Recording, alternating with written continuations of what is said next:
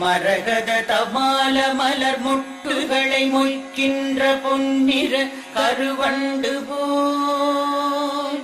மாதவன் மார்பினில் வாசம் புரிந்தங்கு மெய்சிலிற் பேற்றும் விழிகள்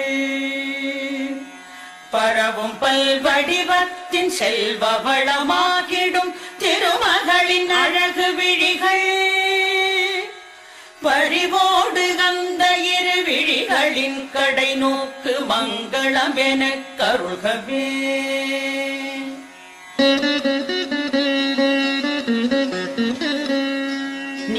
நீலமாமலரினில் உள் சென்று வெளிவந்து உலவிடும் பெண் வண்டு போல்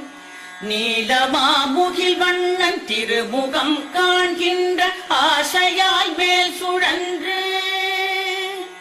கோலம் கண்டு